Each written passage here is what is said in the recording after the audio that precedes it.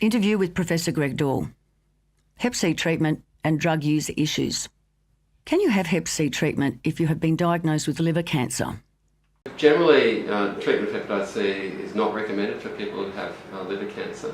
The focus then is on trying to manage the liver cancer itself, and it's felt that by treating hepatitis C it wouldn't change the management of the liver cancer. So there's various strategies in terms of treating the liver cancer. Now, many of them are not particularly successful, and the average survival after diagnosis of liver cancer is only 1 to 2 years. Right. So a very small proportion is successfully treated, whereby they would have a prolonged life expectancy after liver cancer. So the big message is to try and prevent cirrhosis, therefore preventing liver cancer, because it's only people that have cirrhosis from hepatitis C that are at risk of liver cancer. So if we can prevent the disease getting to that sort of stage, then we'll have a big impact on liver cancer. One of the key messages is to know exactly how hepatitis C is affecting your liver. So some people might be infected for 20, 30, even 40 years, but have minimal damage to their liver, whereas other people can be infected for 15 and 20 years and already have cirrhosis. So one of the key messages that we're trying to get out at the moment is to get along and get your liver disease assessed and what we call staged. And there's some new methods such as FibroScan that can really help simply and quickly to stage the underlying liver disease. And then you can be informed about, well, you've got a little bit of damage, or you've got moderate damage, or really things are heading towards cirrhosis, so you really need to start to take things seriously. So that information, I think, is crucial for anyone living with hepatitis C to help them make an informed decision about what pathway they need to go down in terms of overall management and potentially treatment. If you are on methadone or bupe, are you eligible to get Hep C treatment? If yes, how do you organise a referral for assessment?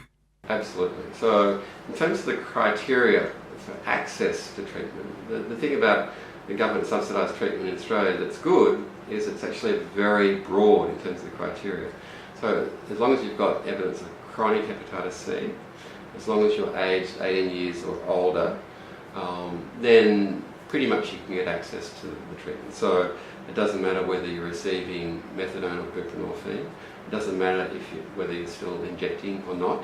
You can still access the treatment. Now that is important in terms of not excluding certain groups of people with hepatitis C, but what's also important is we have to build up the treatment infrastructure to make sure that access is improved for people on methadone and buprenorphine. That's why we're trying to roll out clinical services in the methadone clinics. We're trying to upskill practitioners, clinicians that prescribe methadone and buprenorphine to get more involved in hepatitis C.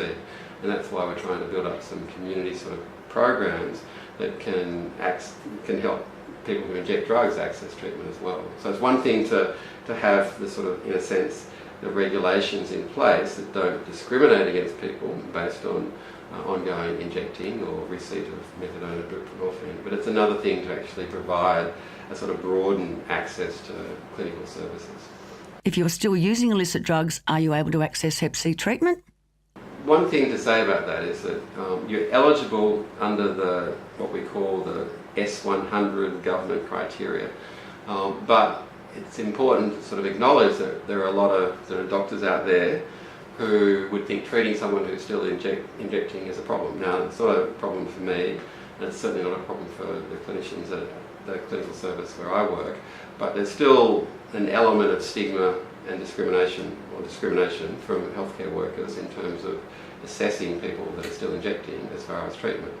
So that's a real barrier to treatment access for many people. So I think the message there is to try and find out who the services are that provide sort of non-judgmental sort of treatment care and assessment, and try and get along to one of those services.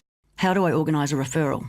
Mostly it's still done through general practitioners that are primary care based sort of practitioners. So for example, at our major clinic at St Vincent's, we require a GP sort of referral, but we have other services.